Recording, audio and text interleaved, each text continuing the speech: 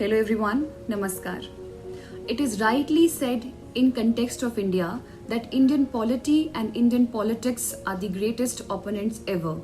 Still, Constitution remains a single source of light, a ray of hope and preamble, its guiding beacon to ensure the democratic principles and participatory governance in the contemporary Indian politics. So my syllabus today would be about decoding and discussing the General Studies Part 2. As I have seen that my last video of decoding the General Studies Part 1 was very much lengthy, so it is somehow difficult for the aspirants and the students to watch it completely with 100% interest. So I have decided this time to break my video into components. So today I would be discussing about the polity and the governance, and in my next video I will be discussing purely about the third component, that is the international relation and the internal security part. So my today video would be about decoding the General Studies Part 2 that revolves around polity and governance, and here we start. First, let me discuss about how I have scored and how did I manage to score 100 plus marks in polity. I have scored around 106 marks that I consider decent marks, given the fact that in most of the cases students and aspirants are not able to fetch good marks in GS2 because we have to cover many aspects. So I think I would be a better judge to tell you that what did I do special in my mains answer writing and how I fetched decent marks. So let's understand the component of our syllabus. So first is the polity. Then the polity and the constitution is the first most important part, और ये सबसे ज़्यादा बल्कि part है, इसमें सबसे ज़्यादा questions आते हैं. It is mostly static. The other part is the unit 2, that is the governance and the social justice, और हिमाचल का component of course है ही. और जो तीसरा part है that is international relations and internal security का थोड़ा सा part. तो ये तीन आपके सब यूनिट इसमें आ जाते हैं. आज हम डिस्कस करेंगे unit 1 and unit 2. So let me discuss about polity and the constitution. देखिए, अगर आप सिलेबस देखेंगे तो सिलेबस में एक एक चीज़ मेंशन है और वहाँ पे सबसे इम्पॉर्टेंट मेंशन है कॉन्स्टिट्यूशन. कॉन्स्टिट्यूशन जो है वहाँ पे आपको historical background, the historical underpinnings, the salient features of constitution, कि हमारा जो कॉन्स्टिट्यूशन है वो लेंथीएस्ट कॉन्स्टिट्यूशन है और किस तरह से लिखा गया, कॉन्स्टिट्यूट असेंबली का इसमें क्या रोल रहा, और सिटीजनशिप है, देन शेड्यूल्स हैं आपके, देन प्रियम्बल है. प्रियम्बल में से प्रीलिम्स में एज वेल एज मेंस में क्वेश्चन जो है वो बनता है. और साथ ही में फंडामेंटल राइट्स बहुत इंपॉर्टेंट है, वो आपके सिलेबस में साफ साफ गिवन है कि चाहे फंडामेंटल राइट्स हैं, right to equality starting from 14 to 32, चाहे वो राइट टू फ्रीडम है आपका आर्टिकल 19, और चाहे वो राइट टू अगेंस्ट एक्सप्लॉयटेशन है, चाहे वो right to freedom of religion है, चाहे वो अगेंस्ट कॉन्स्टिट्यूशनल रेमेडीज़ है. और ये आपका बहुत इंपॉर्टेंट पार्ट बनता है fundamental rights, because these are the principles. ये ऐसे राइट्स हैं जो कि इन्फोर्सेबल हैं और कोई भी आपके फंडामेंटल राइट्स जो है वो नहीं छीन सकता, एक्सेप्ट जब इमरजेंसी आती है. वी हैव सर्टेन कंडीशंस किस समय कौन सा फंडामेंटल राइट जो है वो बेसिकली शांत किया जा सकता है. तो फंडामेंटल राइट्स मैं ये चाहती हूँ, देखिए जो एक मेजर सोर्स रहता है आपका पॉलिटी कवर करने का, we all know that is M Laxmikanth. लेकिन हमें ये बात समझनी होगी कि लक्ष्मीकांत को पढ़ने का भी एक तरीका है. देखिए, जब आप लक्ष्मीकांत प्रीलिम्स के लिए पढ़ते हैं और जब आप लक्ष्मीकांत मेंस के लिए पढ़ते हैं, आपकी जो स्ट्रैटेजी होनी चाहिए वो दोनों में अलग होनी चाहिए. अगर प्रीलिम्स में आप लक्ष्मीकांत पढ़ रहे हैं तो स्ट्रेट अवे वहाँ से क्वेश्चन आ सकता है जो कि आप इजीली क्रैक भी कर लेंगे. लेकिन जब मेंस की बात आती है तो फंडामेंटल राइट्स का जो कंपोनेंट है उसको आपको करंट अफेयर्स के साथ जो है वो एसोसिएट करना बहुत ज़रूरी है. मैं आपको एग्जांपल देती हूँ, जैसे कि आपका जो आर्टिकल 25 है right to freedom of religion जो है, तो जो right to freedom of religion में सबसे इम्पॉर्टेंट जो है वो चीज़ आ जाती है कि आपको करंट केसेस जो है वो आपको वहाँ पे देने होंगे. मैं आपको एग्जांपल देती हूँ, जैसे कि रिसेंटली न्यूज़ में था कि राइट अगेंस्ट फोर्सफुल कन्वर्जन और मैरिजेस के बारे में बात की गई थी कि जो लव जिहाद का कंसेप्ट है या दूसरे रिलीजन में फोर्सफुल शादियां करवाई जा रही हैं, ये कहाँ तक सही है। हमारी बहुत सारी स्टेट गवर्नमेंट्स ने इसके जो प्रति है वो एंटी कन्वर्जन लॉ भी लेकर आए हैं। तो ये जो कंसेप्ट है वो आपका आर्टिकल 25 से रिलेटेड है। वहाँ पे ये लिखा गया है कि कन्वर्जन जो है, फोर्सफुल कन्वर्जन जो है वो बिल्कुल ही कॉन्स्टिट्यूशन के अगेंस्ट है। तो whenever you will be writing answer, you have to write answer constitution के आधार पे और constitution amendments as well as constitution जो आपके आर्टिकल्स हैं उनको आपको यूज करना पड़ेगा। आर्टिकल 25 का यूज यहाँ पे आपको करना पड़ेगा। Same is the case with the Sabarimala issue also. Sabarimala issue में भी यही था कि क्या फ्रीडम ऑफ जो कंसाइंस है, जो रिलीजन है, to freely profess propagate religion है, वो क्या सिर्फ और सिर्फ आदमियों तक सीमित है, उसका औरतों से क्या ताल्लुकात है। तो सुप्रीम कोर्ट ने जो जजमेंट दी उसमें यही बोला कि ये जो प्रैक्टिसेस हो रही थी of non allowing the women to enter the Sabrimala temple, that was held constitutionally invalid। तो आप जब अपने आंसर को करंट के साथ डालेंगे तो एग्जामिनर को ये बात पता चलेगी कि this person has red and studied thoroughly, और वो आपको वहाँ पे एक्स्ट्रा मार्क्स जो है वो फेच करवाएगा। Moving on, DPSPs are very very important, क्योंकि DPSPs एक ऐसा कंपोनेंट है जो कि नॉन इन्फोर्सेबल है। इस पे जो एक प्रश्न दिखाई देता है आपको, वो दिखाई देता है कि क्या हमारे पास इतने रिसोर्सेज नहीं थे और ऐसी कौन सी मजबूरियां थी कि इन द बिगिनिंग जब कॉन्स्टिट्यूशन को बेसिकली लागू किया गया तो DPSPs को फंडामेंटल राइट्स की तरह इन्फोर्सेबल क्यों नहीं किया गया। तो ये भी DPSP का वहाँ पे सवाल बनता है कि हमारे पास इतने रिसोर्सेज नहीं थे, हमारी पॉपुलेशन इतनी एजुकेटेड नहीं थी, इतनी रेडी नहीं थी कि वो इस तरह की चीज़ों को जो है एक्सेप्ट कर पाए। Same goes for the fundamental duties. आपकी फंडामेंटल ड्यूटीज इनिशियली कितनी थी, उसके बाद एक और एडिशन होती है कॉन्स्टिट्यूशनल अमेंडमेंट से। तो ये फंडामेंटल ड्यूटीज बहुत इंपॉर्टेंट है। Again fundamental duties like DPSPs जो है वो इन्फोर्सेबल नहीं है, लेकिन जो आपकी पार्लियामेंट है या जो सेंट्रल गवर्नमेंट है वो लॉज लेकर ला सकती है। जैसे कि prevention of national honours act लाया गया है, तो आप नेशनल फ्लैग, कॉन्स्टिट्यूशन को और साथ में स्टेट एम्बलम को आप क्या कर सकते हैं, आप उनको इंसल्ट नहीं कर सकते। गवर्नमेंट आपके खिलाफ जो है उस पर एक्शन ले सकती है। तो इस तरह का फंडामेंटल ड्यूटीज है। फंडामेंटल ड्यूटीज में हम ये पॉइंट भी मेंशन करते हैं कि apart from enjoying fundamental rights, कि कुछ राइट्स के साथ हमारी ड्यूटीज भी हैं। और as Mahatma Gandhi has also said कि if actually you do your duty so you will be able to enjoy your rights। But अगर आप सोचें कि आप सिर्फ और सिर्फ आपके राइट्स हैं, आपके मौलिक अधिकार हैं और आपकी कोई ड्यूटी नहीं है अपनी स्टेट और अपनी पॉलिटी के लिए, तो ये बहुत ही गलत बात है। तो इसमें स्वर्ण सिंह की कमेटी की जो रिपोर्ट्स आती हैं वो बहुत इंपॉर्टेंट हो जाती हैं। नेक्स्ट टॉकिंग अबाउट सिलेबस में अगला पॉइंट है अमेंडमेंट्स। देखिए कॉन्स्टिट्यूशनल अमेंडमेंट्स एक अलग ही टॉपिक है।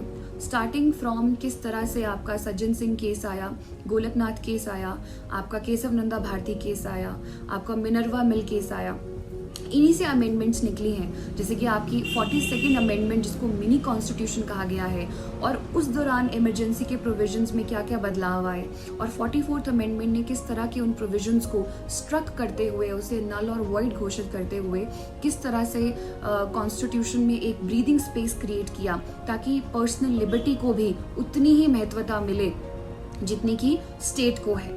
तो इस तरीके से आपके जो अमेंडमेंट्स हैं वो बहुत इंपॉर्टेंट हो जाते हैं। हिमाचल में डायरेक्ट क्वेश्चन आ जाता है मेंस में कि 42nd अमेंडमेंट को मिनी अमेंडमेंट क्यों कहा जाता है, इस पे एक नोट लिखिए। ये 4 मार्क्स में भी आ सकता है या 8 मार्क्स में भी आ सकता है। नेक्स्ट यहाँ पे बहुत इंपॉर्टेंट टॉपिक है, that is the basic structure doctrine. So basic structure doctrine जो है वो आपकी केशव नंदा भारती केस के बिना जो है वो हमेशा अधूरी है, जो ये कहती है कि कॉन्स्टिट्यूशन को अमेंड किया जा सकता है। There is a amendability of the constitution given that the basic structure of the constitution can not be altered. तो ये बेसिक स्ट्रक्चर क्या है, तो ये जुडिशियल इंटरवेंशन और जुडिशियल केसेस से निकला है। For example rule of law जो है वो आपका बेसिक स्ट्रक्चर है। Then there is a harmony between fundamental rights and DPSPs, ये भी आपका एक बेसिक स्ट्रक्चर है। तो सेक्युलरिज्म एक बेसिक स्ट्रक्चर डॉक्ट्रीन है जो अलग अलग केसेस से निकली है। तो आपको बेसिक स्ट्रक्चर का जो क्वेश्चन है वो 4 मार्क्स में भी आ सकता है, और अगर बड़े पैमाने पे आएगा तो आपको वहाँ पे 8 मार्क्स का भी आ सकता है। आपको वहाँ पे केसेस के बारे में बताना होगा। नेक्स्ट अगर मैं बात करूं आगे बढ़ते हुए, सो टॉपिक्स गिवन है। देखिए एक एक टॉपिक को आपको रीड करना पड़ेगा। पार्लियामेंट गिवन है, साथ ही में लेजिस्लेचर गिवन है, एग्जीक्यूटिव है, जुडिशरी है, लोकल गवर्नमेंट है, रिप्रेजेंटेशन ऑफ पीपल एक्ट है, end of course constitutional and non constitutional bodies हैं। जब मैं बात करती हूँ इसमें मान लीजिए मैं पार्लियामेंट के बारे में बात करती हूँ, तो यहाँ पे करंट से क्या रिलेटेड है? करंट यहाँ पे रिलेटेड है, for example office of profit जो था वो न्यूज़ में था। अगर मुझे प्रश्न ऑफिस ऑफ प्रॉफिट में आता है तो मुझे एकदम न्यूज़ याद आती है कि जब दिल्ली में जो आपकी सरकार है वहाँ के 20 MLAs जो हैं उनको डिस्क्वालीफाई कर दिया गया क्योंकि उनको पार्लियामेंट सेक्रेटरीज की जो पोस्ट थी वो दी गई थी attach to the ministries in the Delhi government. तो इस चीज़ को मद्देनज़र रखते हुए इलेक्शन कमीशन के कहने पे प्रेसिडेंट ने उनको 20 MLAs को डिस्क्वालीफाई किया क्योंकि ऑफिस ऑफ प्रॉफिट का मतलब है एक ऐसा प्रॉफिट, एक ऐसा ऑफिस जहाँ पे आपको डिविडेंड्स, बेनिफिट्स या किसी प्रकार का फाइनेंशियल गेन हो। तो इस तरह को उस पोजीशन को न्यूट्रल रखने के लिए, रिप्रेजेंटेटिव्स को न्यूट्रल रखने के लिए ये ऑफिस ऑफ प्रॉफिट का प्रावधान है। आर्टिकल 102 ऑफ द कॉन्स्टिट्यूशन में ये जो है वो गिवन है। तो उसके हिसाब से अगर आप आंसर में ये डालते हैं कि ऑफिस ऑफ प्रॉफिट में आप रीसेंट केस डालते हैं कि फिर दिल्ली हाई कोर्ट ने क्या किया, दिल्ली हाई कोर्ट ने कहा, उनकी जो रीसेंट जजमेंट थी कि ये जो 20 MLAs को डिस्क्वालीफाई किया है that the whole disqualification process is vitiated और उन्हें मौका नहीं दिया गया सुनने का। तो इस पे जो आप गवर्नमेंट थी they also said that the justice has been discharged. So this is how you use the various judgments of the high courts and supreme court की क्या judgment आई है और constitution में इसका कौन सा article है, इससे आपका जो answer है वो और ज़्यादा प्रभावशाली बनता है। सिमिलरली अगर मैं यहाँ पे बात करूँ तो एग्जीक्यूटिव में भी ऐसा है कि कैसे पार्लियामेंट या मैं कहूँ लेजिस्लेचर और एग्जीक्यूटिव के बीच में किस हिसाब से टसल रहती है। आप अगर दिल्ली में देखेंगे तो चुनी हुई सरकार जो है आप और वहाँ पे जो लेफ्टिनेंट गवर्नर है, इन दोनों के बीच में जो टसल है वो आए दिन दिखती है। तो आपको वहाँ ना कहीं ना कहीं ये मेंशन करना होगा कि ये टसल क्या है और इसके किस तरह के कॉन्सिक्वेंसेज है, because we know Delhi has been fighting for statehood. तो इस तरह से आप अपने स्टैटिक पोर्शन को पढ़ के उसे करंट के साथ जोड़ते हैं और जो इसमें जो सोर्सेज रहेंगे ऑफ कोर्स करंट के लिए वो वंस अगेन सेम है। विजन की जो मंथली मैगजीन्स आती है, साथ ही में जो PT 365 आता है विजन का, पूरे साल का आता है वो, उसमें मेंस के लिए स्पेसिफिक टॉपिक्स होते हैं। PT 365 हिस्ट्री के लिए, PT 365 पॉलिटी के लिए, PT 365 इकोनॉमी के लिए, आप वहाँ से अपने करंट को इस स्टैटिक के साथ मिला के प्रॉपर नोट्स प्रिपेयर कर सकते हैं। सिमिलरली इसमें जुडिशरी में जुडिशियल एक्टिविज्म आ जाता है या जुडिशियल एक्टिविज्म क्या चीज़ होती है और वो किस तरीके से पार्लियामेंट और जुडिशरी की जो टसल है वो भी आपको देखने को मिली थी इन योर एनजैक और एनजैक दैट वाज जुडिशियल अपॉइंटमेंट। तो वहाँ पे जुडिशरी को ऐसा लगा कि पार्लियामेंट जो है वो हमारे अपॉइंटमेंट मेथड में जो है वो दखल देने की कोशिश कर रही है, इसीलिए उसको नल एंड वॉइड घोषित कर दिया क्योंकि जुडिशरी का मानना था कि जो बेसिक स्ट्रक्चर है, तो independence of judiciary is also one of the basic structure of the constitution और उसके विरुद्ध जो भी होगा judiciary has the power to consider it as null and void and strike down the whole article। तो इस हिसाब से जो है वो आपको जुडिशरी में भी दिखने को मिलेगा। लोकल सेल्फ गवर्नमेंट अगला टॉपिक आता है, हमेशा इसमें एक मेन रोल रहता है because I myself have worked around for 8 to 9 months as block development officer. So I know that what were the challenges because I have seen the challenges in the grass root level democracy और किस हिसाब से वहाँ पे opportunities हैं, women के लिए क्या रोल क्रिएट हुआ है। लेकिन once again the problems, for example जैसे कि जो पंचपति का कंसेप्ट है, so women are not matlab I've seen very less women attending the meetings and on their behalf their husband used to come because I have seen mostly that if women is pradhan then like there were 80% chances that the vice pradhan or we call that up pradhan was her husband। So this is how the power has been somehow grasped and women has actually become symbolic। So we need to change it, we need to change the whole scenario। So the lacunas in the local self government जो है वो हमको वहाँ पे बताने हैं और किस तरह से 73rd अमेंडमेंट एक आशा की किरण आई, लेकिन आज भी जो है बजटरी प्रोविजंस जो है वो प्रॉपरली नहीं है क्योंकि वहाँ पे साफ साफ लिखा है कि स्टेट गवर्नमेंट के हाथ में ये चीज़ है कि वो कितनी पावर, कितना पैसा, कितना बजट जो है वो इन लोकल गवर्नमेंट्स को डिवॉल्व करती है सॉरी। तो इस हिसाब से बहुत सारी डिफरेंट कमिटीज़ आपने पढ़ी होंगी, बलवंत राय कमेटी पढ़ी होगी आपने, LM सिंघवी कमेटी पढ़ी होगी।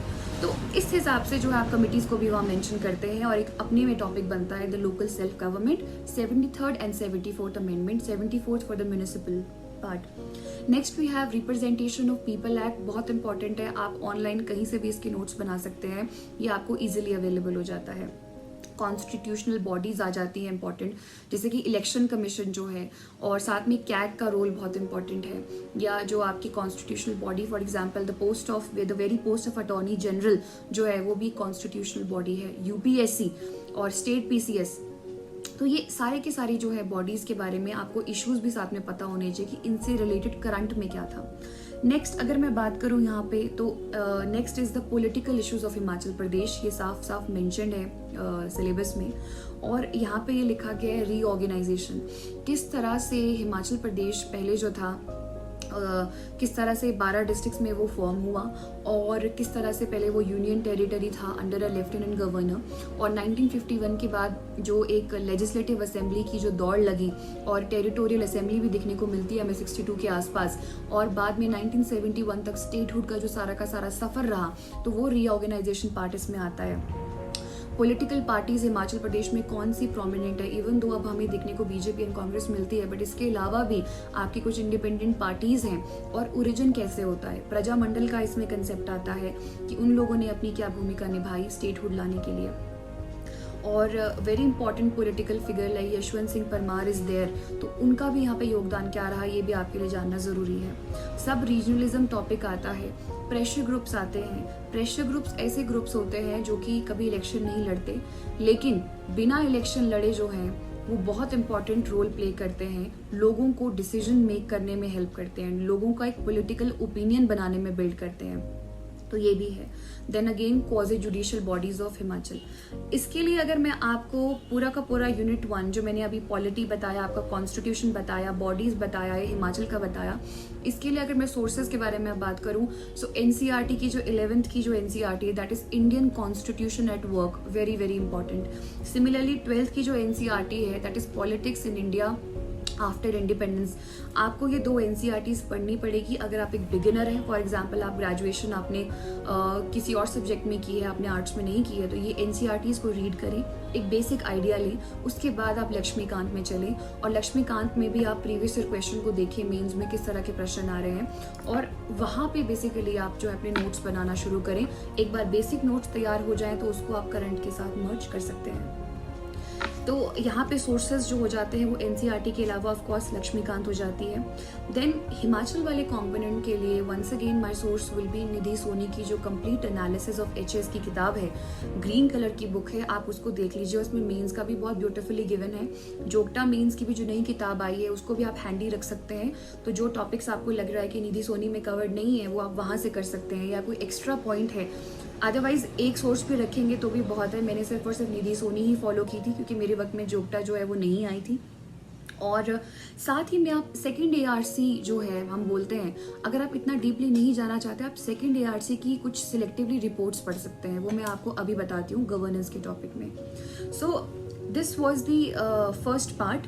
और एक और चीज़ जो आप हिमाचल के लिए कर सकते हैं अपार्ट फ्रॉम निधि सोनी या जोगटा की जो मेंस की बुक है, मैंने आपको बीए के सेकंड ईयर के नोट्स बताए थे जहाँ पे हिमाचल का कंपोनेंट, हिस्ट्री का कंपोनेंट बहुत ज़्यादा था, साथ ही में वहाँ पे political developments in Himachal Pradesh भी गिवन है, किस तरह से प्रजामंडल का रोल रहा, सब रीजनलिज्म क्या है, रीजनलाइजेशन ऑफ पॉलिटिक्स क्या है, और जो आपकी एक डिबेट दिखने को मिलती है, the debate of upper Himachal and lower Himachal and green cap versus red cap, इस तरह की जो डिबेट है वो आप बीए सेकेंड ईयर के नोट्स से जो है उसको पढ़ने के बाद आपको ज़्यादा बेहतर क्लैरिटी मिल सकती है। तो अगर आपको वो नोट्स मिलते हैं तो प्लीज़ उनको लीजिए।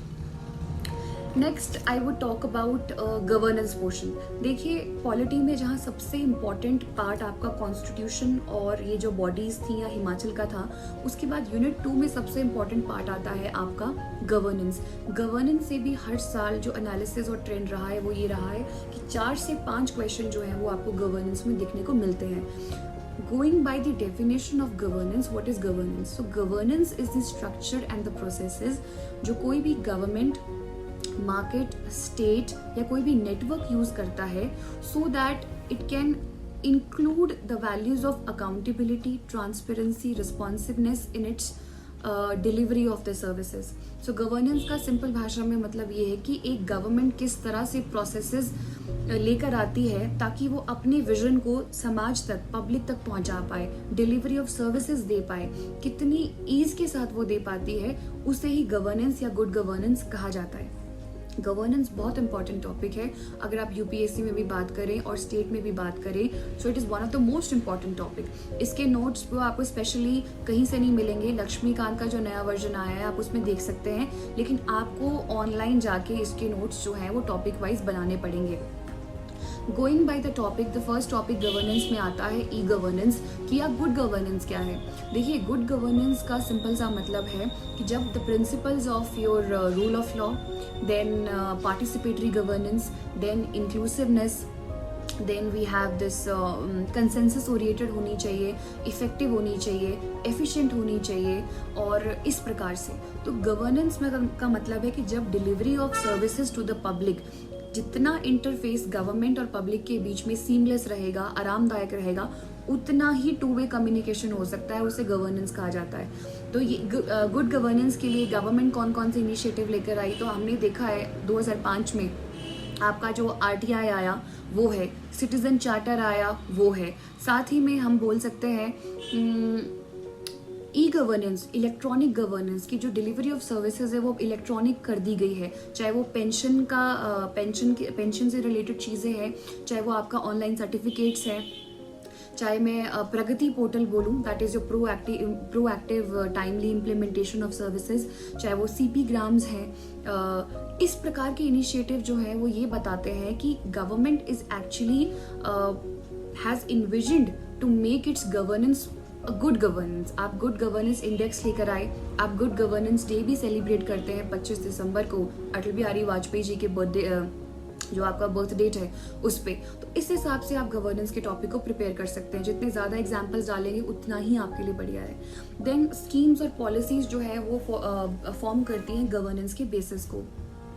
स्कीम्स और पॉलिसीज में जैसे कि हेल्थ में आपकी स्कीम सबसे इंपॉर्टेंट जो अभी करंट में है, that is your Ayushman Bharat, और किस तरह से वैक्सीन्स का इम्पैक्ट देखा गया, और एजुकेशन, हेल्थ में जन औषधि परियोजना भी हो सकती है, या हेल्थ में नेशनल मेडिकल कमीशन के बारे में बात की गई कि मेडिकल कमीशन ऑफ इंडिया में कुछ चीज़ें ठीक नहीं थी, तो एक नया कमीशन लेकर आ रहे हैं, एक नई रेगुलेटरी बॉडी लेकर आ रहे हैं। सिमिलरली एजुकेशन में आपका जो नेशनल एजुकेशन पॉलिसी, आपकी नई पॉलिसी आई है 88 के बाद, तो उसमें क्या चेंजेस आए हैं, मिड डे मील है, सर्व शिक्षा अभियान है, देन राइट टू एजुकेशन बहुत इंपॉर्टेंट है, और इसी के साथ में विमेन सेंट्रिक पॉलिसीज जो है वो गवर्नमेंट लेकर आई है, सेंट्रल लेवल पे भी, हिमाचल लेवल पे भी, वो आपके लिए इंपॉर्टेंट है।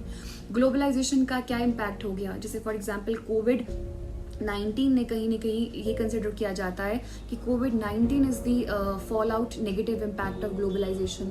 तो किस हिसाब से यहाँ पे एडमिनिस्ट्रेशन का रोल रहा, जैसे कि भिलवाड़ा मॉडल को जो है वो काफ़ी सराहनीय रहा है, और किस तरह से ब्यूरोक्रेसी ने, लोकल ब्यूरोक्रेसी ने ही कोविड-19 की रोकथाम के लिए मेजर्स लिए। राजस्थान का जो मॉडल है तो उसको भी काफ़ी आप एग्जाम्पल के रूप में लिख सकते हैं, और this will make you look more educated to the examiner and fetch you decent marks. So next topic is public sector। क्या हमें मैक्सिमम चीज़ों को जो है वो हमें प्राइवेटाइज करने की ज़रूरत है, क्या प्राइवेटाइजेशन से हमेशा ही एफिशिएंसी आती है, इसका इम्पैक्ट लोगों पे क्या पड़ेगा, इसका इम्पैक्ट टेक्नोलॉजी पे क्या पड़ेगा, तो ये कॉम्पोनेंट्स भी आपके गवर्नेंस के हैं। रोल ऑफ डेप्यूटी कमिश्नर, किस तरह से रोल ऑफ डीसी जो है वो चेंज हुआ है, और it has become more proactive. जो ब्यूरोक्रेसी जो है आपकी पर्दे के पीछे रहा करती थी, अब ब्यूरोक्रेसी जो है वो खुल के सामने आ रही है, अपने इश्यूज़ को सामने लेकर आ रही है, तो वहाँ पे आप ये गवर्नेंस में पढ़ते हैं। Local government, local self help groups बहुत इंपॉर्टेंट रोल प्ले करते हैं। नेक्स्ट इसमें जो कंपोनेंट आता है गवर्नेंस के बाद, that is social justice.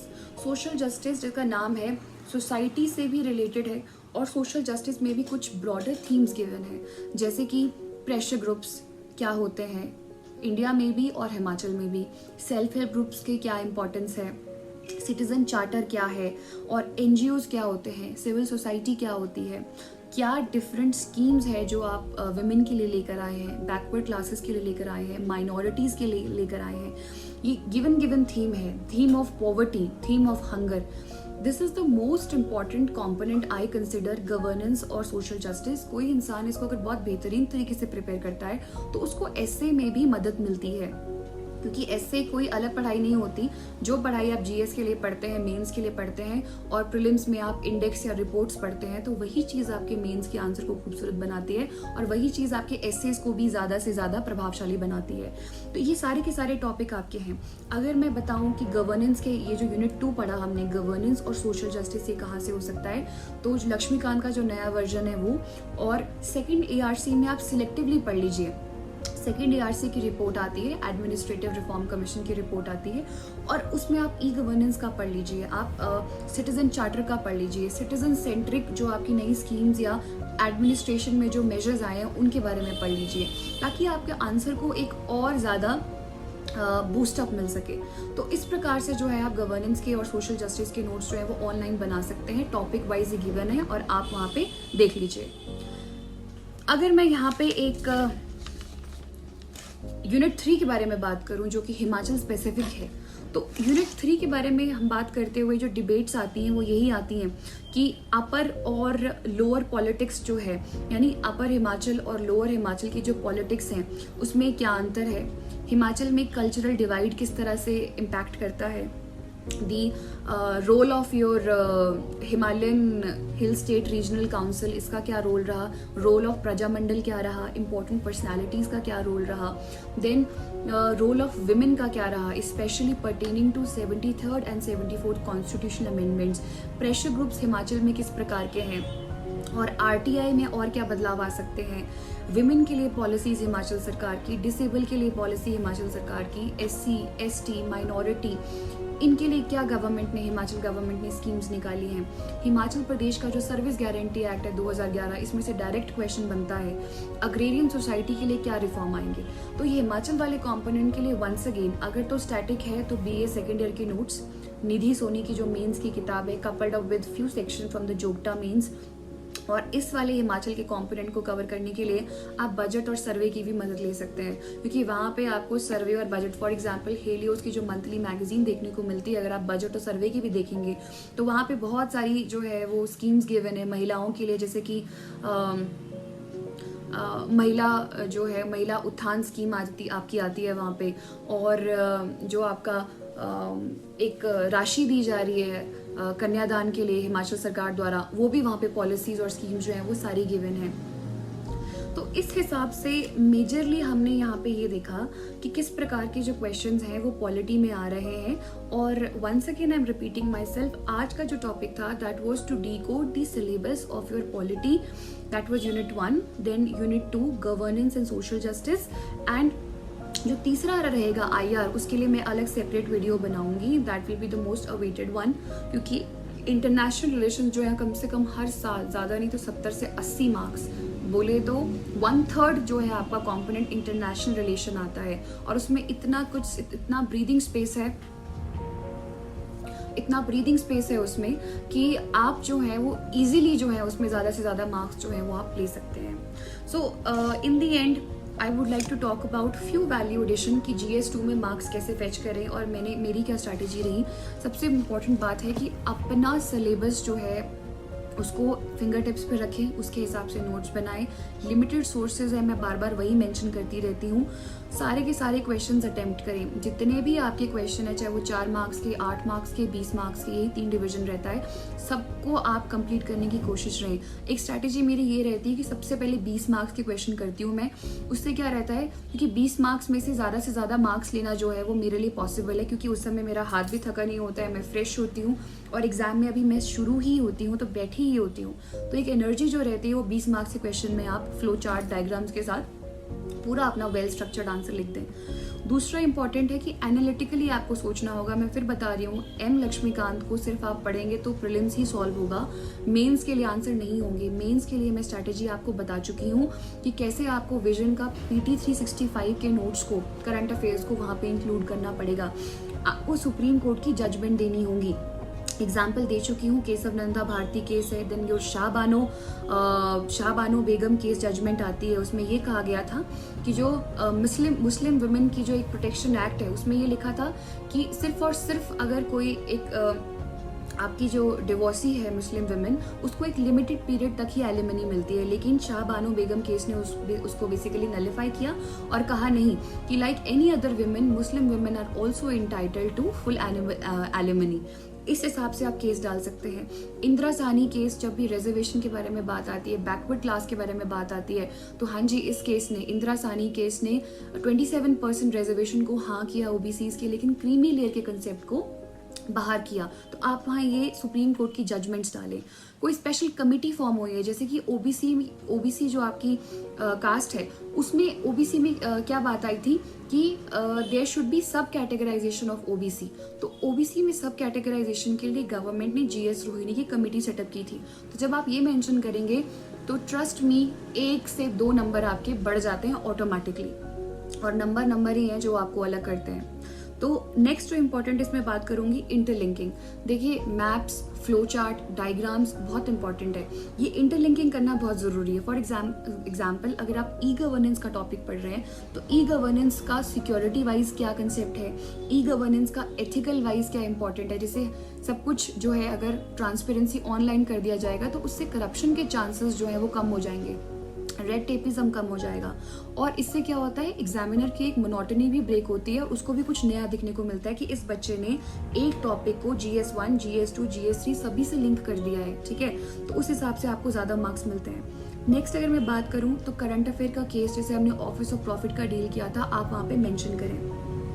Constitution articles को मेंशन करना बहुत ज़रूरी है, उसके बिना पॉलिटी जो है बिल्कुल अधूरी है। जैसे कि अगर मैं एग्जांपल दूं, एंटी डिफेक्शन न्यूज़ में रहता है, तो अगर आप वहाँ मेंशन करेंगे कि जो एंटी डिफेक्शन है वो 52nd कॉन्स्टिट्यूशनल अमेंडमेंट 1985 से आया और वो शेड्यूल 10 का पार्ट है, तो एग्जामिनर वहीं आपको जो है 2 मार्क्स एक्स्ट्रा दे देगा, क्योंकि आपने उनकी रिक्वायरमेंट पहली को फुलफिल कर दिया। उसके बाद आप जो लिखेंगे वो आपके साथ वाला बच्चा भी लिखेगा। तो use of constitution article is very very important. Similarly जैसे ऑफिस ऑफ प्रॉफिट का मैं बता चुकी हूँ, आर्टिकल 102 है। सिविल सर्विसेज रिफॉर्म्स जो आ जाता है, आपका गवर्नेंस के कंपोनेंट में आ जाता है, तो वहाँ पे अगर आपने कमिटीज नहीं डाली, जैसे होता कमेटी थी, then we have Kothari committee थी, सेकंड ARC की रिपोर्ट्स है, देन मुडलियर कमेटी है, और अभी रिसेंटली पिछले साल में न्यूज़ में था UPSC के रिफॉर्म्स के लिए लेटरल एंट्री का कंसेप्ट है, या फिर मिशन कर्म योगी है। तो ये सब जब आप करंट के टॉपिक्स को डालेंगे इन स्टैटिक टॉपिक्स में, तभी आपका आंसर जो है वो और ब्यूटीफुली जो है वो खिल के आता है। तो दिस वाज इट, किस तरह से वैल्यू एडिशन हो सकती थी। और एंड में बस मैं इतना ही बोलना चाहती हूँ कि GS2 जो है वो एक्चुअल में स्कोरिंग है, मैंने खुद देखा है। UPSC में भी बहुत सारे टॉपर्स के भी मार्क्स जो है वो GS2 में कम रह जाते हैं। उसका रीज़न ये है कि एक जनरल परसेप्शन है कि GS2 में मार्क्स नहीं मिलते, बट मेरा ऐसा मानना है कि अगर आपके पास अच्छे से टाइम है और आप और बढ़िया कर सकते हैं, तो प्लीज़ आप इन्हीं बातों का ध्यान रखें, अपने स्टैटिक को अपने करंट के साथ जोड़ें। आप प्रीवियस ईयर क्वेश्चंस को एक बार जाके देखें, सेम सोर्स है hpgeneralstudies.com, वहाँ पे प्रीलिम्स के भी प्रीवियस ईयर क्वेश्चन अवेलेबल है और वहाँ पे मेंस के भी प्रीवियस ईयर क्वेश्चन अवेलेबल है। एंड एक बार पढ़ लीजिए, आंसर राइटिंग आराम से होती रहेगी। But this was your 360 degree analysis of your GS general studies syllabus 2। And इसका जो दूसरा पार्ट है, इंटरनेशनल रिलेशन एंड सिक्योरिटी, वो बहुत जल्द आने वाला है।